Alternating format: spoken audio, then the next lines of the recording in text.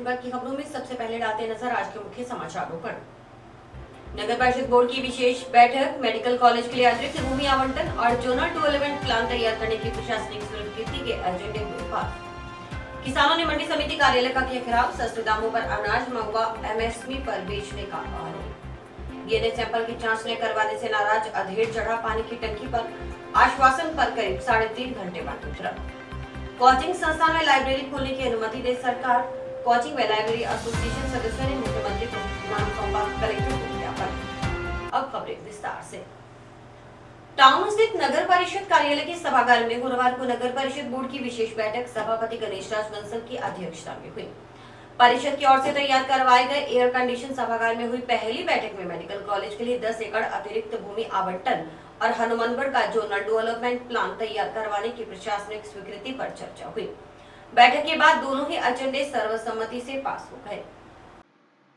बैठक में medical college के लिए 10 एकड़ अतिरिक्त भूमि आवंटन और हनुमानगढ़ का जोनल डेवलपमेंट प्लान तैयार करने को लेकर प्रशासनिक स्वीकृति पर चर्चा की गई। हालांकि बैठक में महज इन्हीं 2 एजेंडों पर चर्चा के लिए प्रस्तावित थी, लेकिन इनके अलावा 2 अन्य एजेंडों पर भी चर्चा हुई। इनमें से एक एजेंडे पर सहमति बनी, जबकि विरोध के चलते दूसरा एजेंडा पास नहीं हो पाया।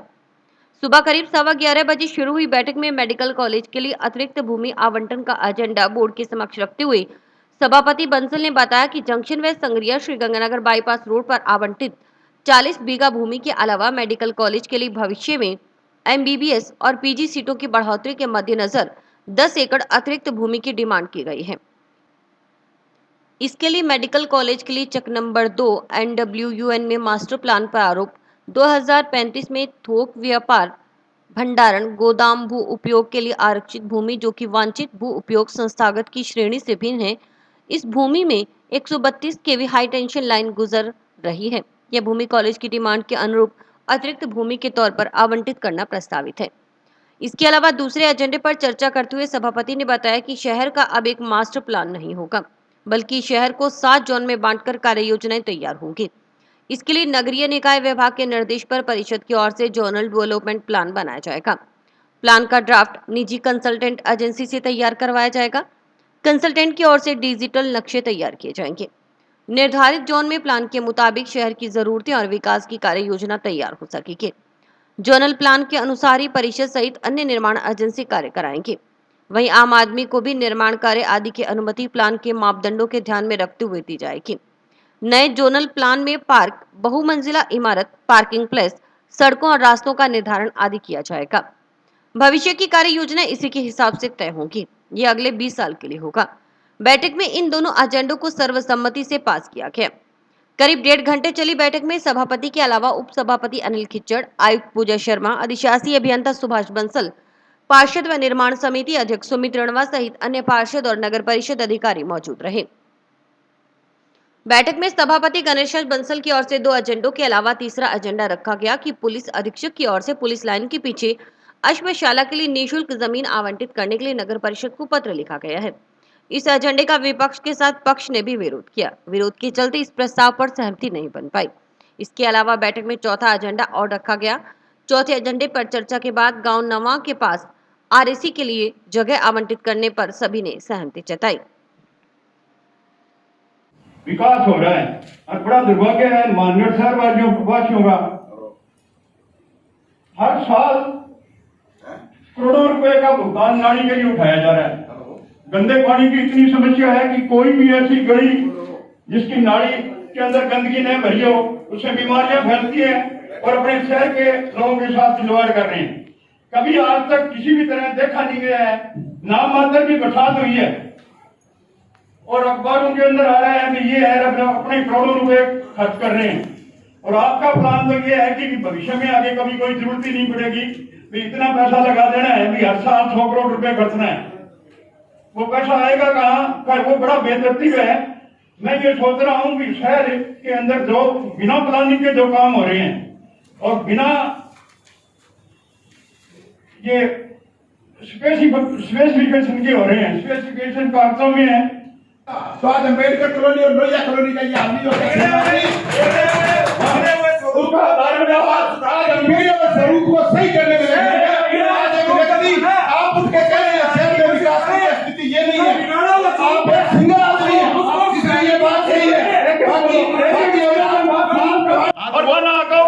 मास्टर प्लान ने मानेगा कौन नहीं, या मास्टर प्लान है कि हमारी सहमति, मास्टर प्लान, हमारी सहमति होने मास्टर प्लान जो ना तो नगर पालिका प्लान मंडल की बनेगा सहमति महादेव होवे, जी, ना तो थारा समझ आ रहा है। परिषद नगर मंडल का नहीं मानना ही कौन नहीं। नगर परिषद हनुमानगढ़ के द्वारा एक विशेष बैठक रखी गई थी, जिसमें मेडिकल कॉलेज को 16 बीघा भूमि और आवंटित करने के लिए जिला कलेक्टर महोदय ने निर्देश दिए थे, जिसकी पालना में आज ये बैठक रखी गई है। एवं शहर के जनरल प्लान बनाने के लिए भी जो निविदा आमंत्रित की गई है, उसकी जो अनुमानित लागत है, उसकी भी प्रशासनिक या वित्तीय स्वीकृति के लिए ये एजेंडे रखे गए थे। इसके अलावा पुलिस विभाग को पुलिस लाइन के 7 लाख की भूमि आवंटित करने का एजेंडा था, जो सदन के द्वारा आगामी बैठक में विचार हेतु रखने के लिए कहा गया, निर्णय लिया गया है। एवं नवा गांव के पास जो RSC को भूमि आवंटित करनी थी, उसके लिए सदन के द्वारा स्वीकृति दी गई है। आज विशेष बैठक इसीलिए आयोजित की गई थी। तो विशेष बैठक के अंदर जो एजेंडे थे, तो उसके अंदर एक एजेंडा था हॉस्पिटल को जगह देने का। तो आवश्यकता अनुसार हॉस्पिटल को पहले नगर परिषद में 40 बीघा भूमि दी गई है नगर परिषद द्वारा, और अब हॉस्पिटल के लिए नगर परिषद ने एक एजेंडा लाया भी, उसके अंदर हॉस्पिटल के लिए बनाई जाएगी। तो हॉस्पिटल के लिए ऑलरेडी हॉस्पिटल बना हुआ है, डिस्ट्रिक्ट हेडक्वार्टर पे डिस्ट्रिक्ट हॉस्पिटल है, और वहाँ PHC के लिए गंगानगर रोड के ऊपर 1.5 बीघा जमीन है, या और कोई हॉस्पिटल कोई विस्तार बनाना है तो वहाँ हॉस्पिटल के लिए अगर कमी पड़ती है तो जमीन और दी जा सकती है, वहाँ जमीन खाली है। कहीं भी मेडिकल कॉलेज के अंदर हॉस्पिटल उसके अंदर नहीं बनाया जाता। हॉस्पिटल जो भी संबंध डिस्ट्रिक्ट हेडक्वार्टर है या जहाँ भी है, तो उन हॉस्पिटलों के अंदर ही वो सारा जो भी बच्चे आते हैं, प्रशिक्षण है वो उसके अंदर लेते हैं। तो हमने कहा भी अगर किसी रिसर्च या और कोई काम के लिए अगर भूमि है तो दी जा सकती है। खैर हॉस्पिटल के लिए, मेडिकल कॉलेज के नाम पे हॉस्पिटल के लिए जो भूमि है वो शहर के हिस्से में नहीं है। शहर की जो भूमि आ गई, भूमि की बड़ी कमी है, भूमि का बड़ा बंदर बांट हो रहा है, और 100 करोड़ के लगभग नीलामी हो चुकी है। और शहर का जो विकास है, मैंने ये मामला उठाया भी, जोनल जो आप टेंडर कर रहे हो, तो अपने जोन बना के जो विकास हो रहा है, तो आज विकास की स्थिति ये है कि भी अभी 70, 80, 100 करोड़ के लगभग लग चुके हैं नगर परिषद के। खैर पहली बरसात के अंदर ही हमारे निर्माण की, हमारे विकास की वो पोल खुल गई है। पत्नी की डिलीवरी के दौरान पैदा हुए लड़के को बदलकर लड़की रखने के संबंध में दर्ज मामले व DNA की जांच न करवाए जाने से नाराज एक अधेड़ गुरुवार को टाउन में वार्ड 34 स्थित FCI गोदाम के सामने पानी की टंकी पर चढ़ गया। अधेड़ ने अपनी पहली पत्नी के बेटे पर भी घर का राशन बेचने का आरोप लगाते हुए उसके खिलाफ भी कार्रवाई की मांग की। करीब 3.5 घंटे की समझाइश के बाद आखिरकार अधेड़ पुलिस अधिकारियों का आश्वासन मिलने पर नीचे उतरा। पुलिस ने उसे शांति भंग की आशंका में गिरफ्तार कर लिया, साथ मुकदमा भी दर्ज किया है। मिली जानकारी के मुताबिक कृष्णलाल पुत्र चंदूराम सोनी निवासी वार्ड नंबर 26 पारी कॉलोनी टाउन गुरुवार सुबह करीब 10:30 बजे टाउन में FCI गोदाम के पास स्थित पानी की टंकी पर चढ़ गया। इसका पता आस पड़ोस के लोगों को लगा तो मौके पर भीड़ जमा हो गई। सूचना मिलने पर टाउन थाना के ASI पूर्ण सिंह पुलिस टीम के साथ मौके पर पहुंचे और टंकी पर चढ़े अधेड़ से मोबाइल फोन पर बात की। अधेड़ कृष्णलाल का कहना था कि 1 जनवरी 2017 को उसकी पत्नी सावित्री देवी की राजकीय जिला चिकित्सालय में डिलीवरी हुई थी। उसकी पत्नी ने लड़के को जन्म दिया, लेकिन अस्पताल प्रशासन ने उनका बच्चा बदल दिया और लड़के की जगह लड़की पकड़ा दी। इस संबंध में उसने तत्कालीन PMO, एक डॉक्टर व नर्स के खिलाफ IPC के तहत मामला भी दर्ज करवाया। तब पुलिस ने DNA सैंपल लिए थे, लेकिन आज तक DNA रिपोर्ट नहीं आई। कृष्णलाल ने आरोप लगाया कि पुलिस ने आरोपियों के साथ मिली भगत के चलते DNA सैंपल की जानबूझकर जांच नहीं करवाई, उसे बार बार चक्कर कटवाए जा रहे हैं। प्रशासन की ओर से मुकदमा वापस लेने के लिए दबाव भी बनाया जा रहा है। उसने इसकी शिकायत मुख्यमंत्री को भी की थी। साथ ही कृष्णलाल का कहना है कि उसे राशन डिपो से जो राशन मिलता है, उसकी पहली पत्नी का लड़का जितेंद्र वह राशन बेचकर उसे मिलने वाले पैसों से शराब भी चाहता है। कृष्णलाल ने मांग की है कि DNA सैंपल की जांच करवाई जाए, साथ ही उसकी पहली पत्नी के लड़के के खिलाफ कार्रवाई की जाए। काफी देर तक समझाइश के बावजूद नहीं मानने पर दोपहर को खुद टाउन थाना प्रभारी लक्ष्मण सिंह राठौड़ मौके पर पहुंचे और टंकी पर चढ़े कृष्णलाल से बात की। थाना प्रभारी ने समस्या हल करने का आश्वासन दिया। इस पर कृष्णलाल दोपहर करीब 1:45 बजे टंकी से नीचे उतरने को तैयार हो गया। टंकी से उतरते ही पुलिस कृष्णलाल को अपने साथ ले गई। थाना प्रभारी लक्ष्मण सिंह राठौड़ ने बताया कि कृष्णलाल सोनी को मेडिकल करवा उसे शांति भंग की आशंका में 151 के तहत गिरफ्तार कर लिया गया है। 4 साल उम्र से ला रहा हूँ 4 साल हुए मैं हाँ भाई रिपोर्ट आ जाएगी। आज 4 साल में बनेगा सैंपल ही कौन भेजा किया सैंपल है एसपी ऑफिस में रुक गया। साहब 2017 में मेरी घरवाली की डिलीवरी हुई थी 1 जनवरी 2017। उसमें मेरा बच्चा बदला गया था, लड़का ले लिया और लड़की ले ली थी। ये डीएनए सैंपल भेजे गए थे, उसमें डीएनए रिपोर्ट नहीं है, सैंपल एसपी ऑफिस में रोक दिए, एसपी ऑफिस में रोक दिए। तो आज तक डीएनए रिपोर्ट नहीं है। एक विवाद ये है कि मेरे बच्चियों को मेरे को राशन मिलता है, वो राशन है मेरे पहले वाली घरवाली को पहला लड़का है, वो बेच के दारू पी जाता है, मेरे बच्चे रोते फिरते हैं, मेरे घर पर ताला लगा के और वो कहीं बाहर चल जाता है, मेरे बच्चे बाहर बैठे रहते हैं। मैं बाहर मजदूरी करने चल जाता हूँ, 2 दिन से 3 दिन जाता हूँ, मेरे बच्चे दूसरों के घर में बैठे मिलते हैं। दूसरे लोग फोन करते हैं कभी आपके बच्चे भूखे बैठे हैं आके संभालो। अभी लॉकडाउन था, मैं बाहर गया हुआ था, लॉकडाउन खुला, बस से डाली तो मैं यहाँ 14 तारीख को पहुँचा था। 30 तारीख को गया हुआ था मैं और 14 तारीख को मैं यहाँ पहुँचा हूँ। मेरे बच्चों को राशन ला के दिया और कल ही वो जितेंद्र गेहूँ बेच के दीपू से राशन मिला, वो जितेंद्र मैं बाजार चला गया एसपी साहब के पास। अब इन्होंने क्या मांग मानी आपकी? आप क्या पहले वाला का है, मेरा लड़का नहीं है। नहीं, अब क्या कहा प्रशासन ने? अब क्या कहा? क्या आपकी समस्या हल करेंगे? बाल कल्याण समिति ने गुरुवार को जंक्शन बस स्टैंड में भिक्षावृत्ति कर रहे 2 बच्चों को दस्तयाब करने की कार्रवाई की। इस दौरान पुलिस भी मौजूद रही। परिजनों के नहीं आने पर समिति ने दोनों बच्चों को बाल संप्रेषण गृह भिजवा दिया। परिजनों के आने पर समिति बच्चों को उनके हवाले करेगी।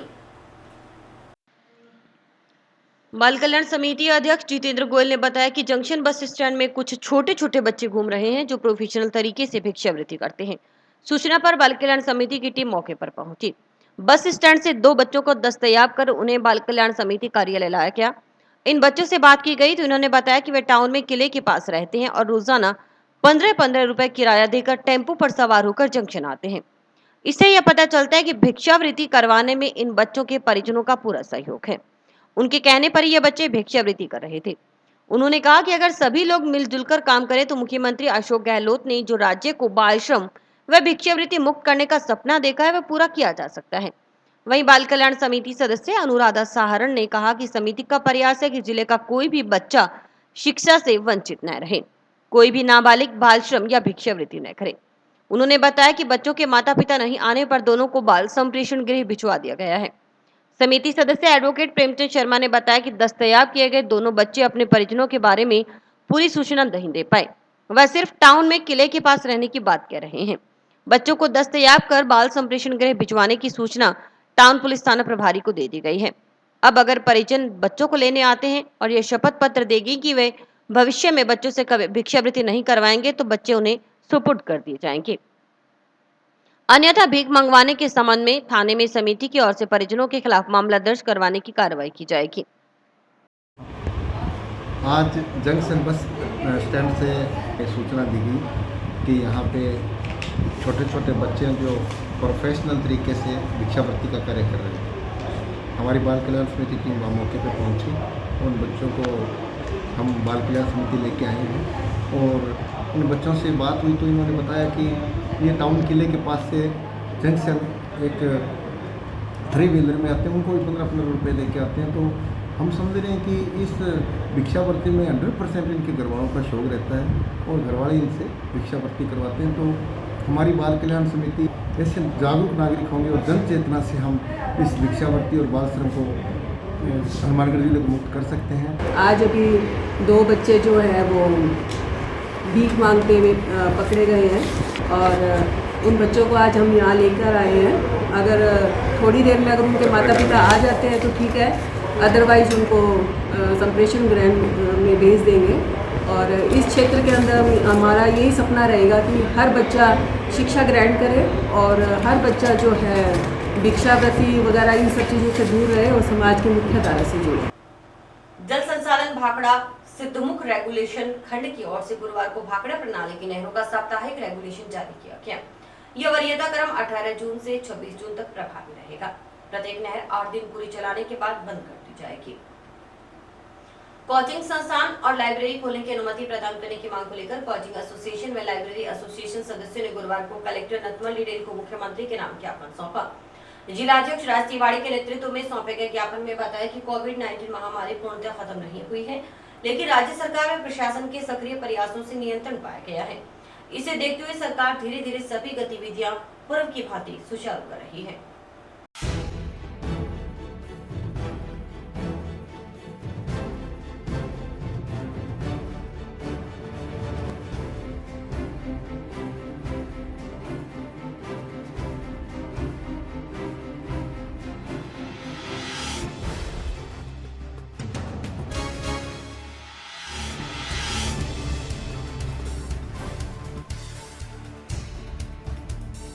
अखिल भारतीय विद्यार्थी परिषद द्वारा जो प्राइवेट टीचर एसोसिएशन द्वारा ज्ञापन दिया गया है, उसमें यह मांग रखी गई है कि कोचिंग संस्थान खोले जाए।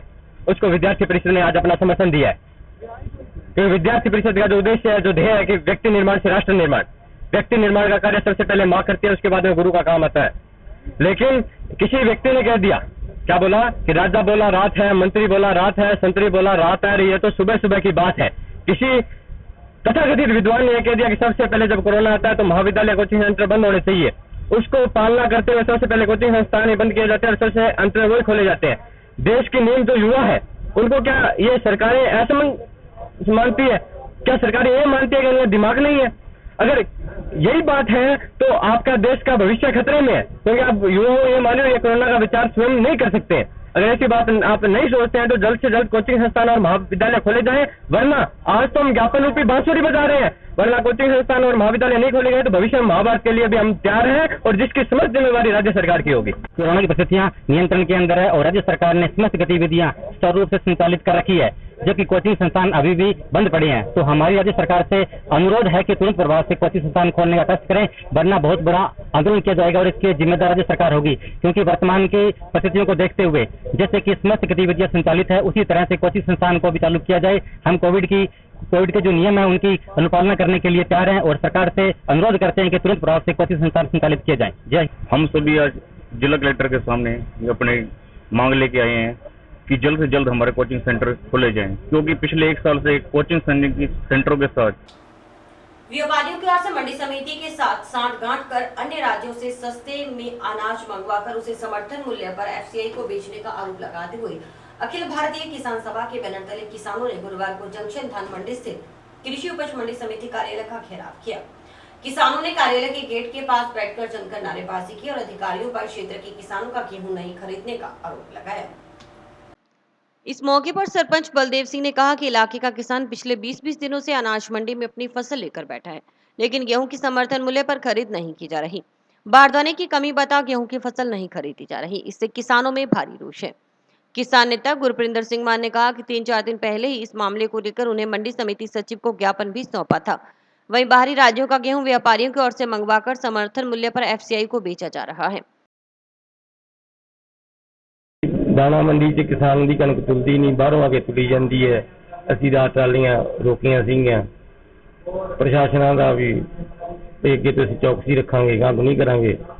मुड़ के आने मैं गंगानगर लेके जाना, रात मौसम खराब सी तां रुकियां सीगियां, उस करके चलो गां तहसीलदार साहब ने दिता आश्वासन सानू भी कोई होगी तो कार्रवाई कराया करांगे।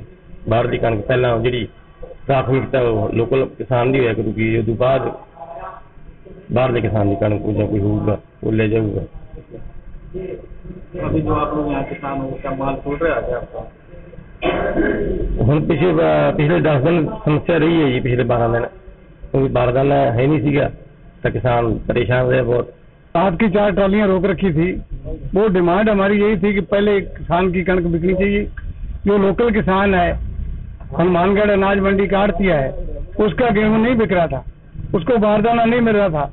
हमारे डबली के साथी हैं मान साहब, उसकी कणक 1 जून से और 15 जून तक मंडी में पड़ी रही। और बरसात आ गई, बारदाना नहीं मिला। जब ऐसे के या कलेक्टर महोदय को एक ज्ञापन दिया, उसके बाद कल तोल हुआ है। ऐसे हमारे एक गुरदेव जानी है बामोहर जानी से, उसके साथ भी 3-4 दिन बहुत सारे ऐसे किसानों के साथ हुआ है। हमारी मांग थी ये ट्रालियां बाहर से आती हैं जो इनकी खरीद नहीं की गई, और ट्राली पहले हमारे जो किसान है अनाज मंडी में आड़ती है, उनकी अनाज पहले बिकना चाहिए, लेकिन ये दोगलापन चल रहा था। इसीलिए 4 ट्रालियां रात पे किसानों ने हमने सबने मिलके वहाँ अनाज मंडी में रोकी रखी, जो सरसे से आई थी। मान के भी सरसे से अनाज आया है, और व्यापार मंडल के जिम्मेदार भी कह रहे हैं कि हम सरसे से माल आता है और वो लोग खरीदते हैं, और वो ढेरी हो जाती है, वो पहले खरीदी जाती है और लोकल किसान बैठा रहता है। अब तहसीलदार साहब और सेक्रेटरी साहब एफसी के क्वालिटी इंस्पेक्टर बैठ के वार्ता हुई है। वार्ता में उन्होंने कहा कि पहले प्राथमिकता अनाज मंडी के जो आड़ती है, अनाज मंडी में जो लोकल किसान है उसकी गेहूँ खरीदी जाएगी। कल शाम को 3-4 ट्रॉली गेहूं की मंडी में आई थी, और स्थानीय किसानों को इस चीज का अंदेशा था कि ये ट्रालियां कहीं बाहर से आई हैं और स्थानीय किसानों की नहीं है। तो सुबह वो किसान आकर के है जो बताने लगा कि मैं बाहर से आया हूँ और मुझे है गंगानगर जाना है, और रात को मैं यहाँ रुक गया। मैं यहाँ बेचना चाह रहा था, परंतु किसी किसान व्यापारी ने खरीदी नहीं है, इसलिए मैं गंगानगर गया। तो उनको किसानों को समझा के बैठक करके उनकी समझाइश करके भिजवा दिया है, और ट्रालियां यहाँ से चली गई। खरीद व्यवस्था सवाल उठा रहे हैं कि 10 दिन हो गए किसान बैठे हैं, हमारी खरीद नहीं रहे हैं, बाहर की माल आता है, यही मामला था। ये बारदाने की कमी तो है ही, परंतु लगभग पिछले साल जितना गेहूं आया था उसके बराबर खरीद लिया है। अभी भी यदि किसी किसान का रह गया है तो QI साहब बैठे हैं, और इनसे यही कहा जा रहा है कि आप 30 जून तक यदि स्थानीय कोई किसान आता है तो उसका गेहूं प्राथमिकता से लेवें, ताकि किसानों को परेशानी ना हो। कोरोना काल के बाद कुछ राहत मिलने के बाद गुरुवार सुबह 6 बजे से 10 बजे तक 4 घंटे के लिए खेल स्थल खुल गए। टाउन स्थित राजकीय नेहरू मेमोरियल स्नातकोत्तर महाविद्यालय के खेल ग्राउंड में भटनेल क्लब के खिलाड़ियों की ओर से कोरोना काल की समाप्ति पर लंबे समय बाद अभ्यास किया गया। इस दौरान क्लब पदाधिकारियों व खिलाड़ियों ने राज्य सरकार की ओर से खेल स्थलों को लॉकडाउन की परिधि से बाहर करने पर प्रसन्नता जाहिर की। जिले में नवीन मेडिकल कॉलेज की कार्य योजना पर विचार विमर्श के लिए कलेक्टर नतमल डिडेल की अध्यक्षता में बैठक का आयोजन कलेक्ट्रेट सभागार में किया गया। बैठक में नवीन मेडिकल कॉलेज का प्रेजेंटेशन देखने के बाद जिला कलेक्टर ने कहा कि नवीन मेडिकल कॉलेज की कार्य योजना में बिजली पानी की जरूरत समेत अन्य सभी प्लानिंग अगले 20 सालों की आवश्यकताओं को देखते हुए की जाए। बताया गया कि वर्तमान जिला अस्पताल में अस्पताल की पुरानी बिल्डिंग के कुछ भाग को तोड़कर जहां नई बिल्डिंग बननी है, उसकी कार्य योजना को लेकर डॉक्टर्स और नर्सिंग स्टाफ को प्रेजेंटेशन दिखाकर उनके सुझाव भी ले लें, ताकि बाद में किसी प्रकार की कोई दिक्कत न आए। साथ ही कलेक्टर ने पानी बिजली की आवश्यकता को लेकर डिमांड नोटिस भिजवाने और कार्य जल्दी शुरू करने के निर्देश दिए, ताकि शिलान्यास जल्द से जल्द करवाया जा सके। बैठक में HSCC की ओर से नियुक्त आर्किटेक्ट ने नवीन मेडिकल कॉलेज और जिला अस्पताल में होने वाले नए कार्यों के बारे में प्रेजेंटेशन देते हुए बताया कि जिला अस्पताल की मुख्य बिल्डिंग के कुछ भाग को तोड़कर वहां ग्राउंड फ्लोर के अलावा 6 फ्लोर की मल्टी स्टोरी बिल्डिंग बननी है। इस पर कलेक्टर ने इसकी ऊंचाई को लेकर नगर परिषद से नियमानुसार जानकारी लेने के निर्देश दिए। साथ ही कहा कि नए कंस्ट्रक्शन से आवागमन और पार्किंग को लेकर ओपन स्पेस का विशेष ध्यान रखा जाए।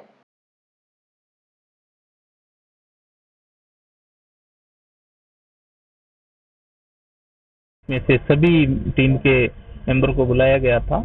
इलेक्ट्रिसिटी डिपार्टमेंट, PHCD विभाग और उसके अलावा हमारे बीकानेर से नोडल अधिकारी हैं डॉक्टर अभिषेक क्वात्रा जी, वो भी आए थे।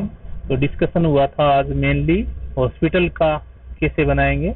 हॉस्पिटल का हमारा डिस्कशन काफ़ी हुआ, उसमें 240 बेड का नया हॉस्पिटल बनेगा, इस बारे में विचार विमर्श किया गया और कलेक्टर साहब ने इसमें दिशा निर्देश दिए हैं कि आपको ये काम करवाना। मेडिकल कॉलेज का जी टेंडर हो गया है, वर्क ऑर्डर जारी होना है और थोड़े से दिनों में हो जाए।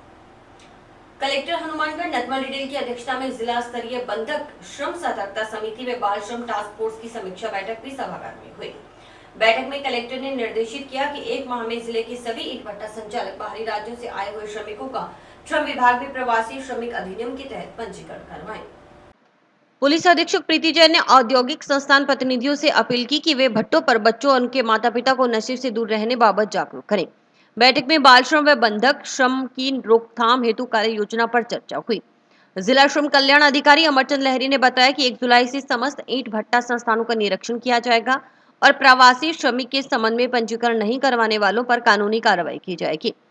भद्रकाली मंदिर परिसर तथा चौराहों आदि पर भिक्षावृत्ति में संलग्न बच्चों के माता पिता की काउंसलिंग कर इस कार्य से मुक्ति हेतु अभियान चलाया जाएगा। इस अभियान में श्रम विभाग, पुलिस, बाल कल्याण समिति प्रतिभागी होंगे।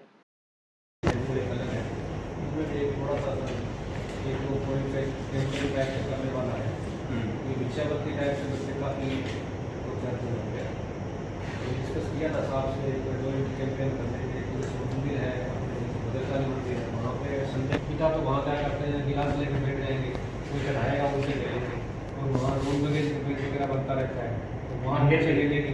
हम मंदिर के आसपास लोकेशन वो वहाँ से ले लेंगे तो माँ बाप तो खाने में वैसे मस्त रहेंगे और जो बच्चे हैं वो कोई आ गया 2 रुपये 5, तो ये मतलब एक ट्रेंड सा हो गया। पहले 1-2 बच्चे होते थे, 7, 8, 10 के आसपास ये संख्या पहुँच गई।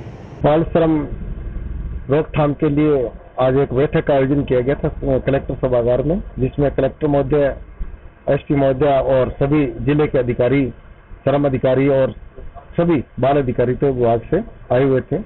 तो उसमें प्रमुखता ये रही कि जो भी बच्चे बाल श्रम करते पाए जाते हैं तो हम उन्हें दस्तावेज करके और उनके परिवार वालों को सौंपते हैं। हमारी प्राथमिकता ये रहती है कि वो परिवार में पालन पोषण हो, लेकिन बार बार जो बच्चा रिपीट हो रहा है उस पर कलेक्टर साहब और हमने एक विचार बनाया है कि जो बार बार रिपीट हो रहा है उस बच्चे को अब की बार अगर वो कहीं भी बाल श्रम करता हुआ पाया गया तो उसको एक बार दस्तावेज करके हमारे संप्रेषण गृह में रखेंगे और जो उनसे कार्य करवा रहे हैं बाल श्रम का उनके खिलाफ मुकदमा भी दर्ज करवाया जाएगा। और सभी एसपी महोदय से भी बात हुई थी, पूर्व में जो पुलिस द्वारा उन पर मुकदमा करने की प्रक्रिया थोड़ा ढीली चल रही थी, तो एसपी महोदय ने कहा कि सभी थाना में जो भी बाल कल्याण अधिकारी है उनको निर्देश दे दिए जाएंगे कि तुरंत प्रभाव से ये कार्रवाई होनी चाहिए। तो मैं समझता हूँ अगर पुलिस और प्रशासन का पूरा सहयोग रहा तो जल्द ही हमारे माननीय मुख्यमंत्री जी का जो सपना है बच्चों का बचपन हमें वापस लौटाना है और उन्हें मुख्य धारा से जोड़ना है, उसको हम हनुमानगढ़ जिले में पूरा जिले को बाल श्रम मुक्त करने के इस दिशा में हम आगे बढ़ेंगे। नगर परिषद की ओर से गुरुवार को टाउन के वार्ड नंबर 31 में कोविड जन जागरूकता अभियान चलाकर रैली निकाली गई। वार्ड पार्षद प्रमीला सोनी, पार्षद प्रतिनिधि ओम सोनी व कोविड प्रभारी वेदपाल गोदारा ने झंडी दिखाकर रैली को रवाना किया। रैली के दौरान आमजन को कोरोना महामारी की जंग में सतर्कतापूर्वक लड़ने और कोविड की पालना करने का संदेश दिया।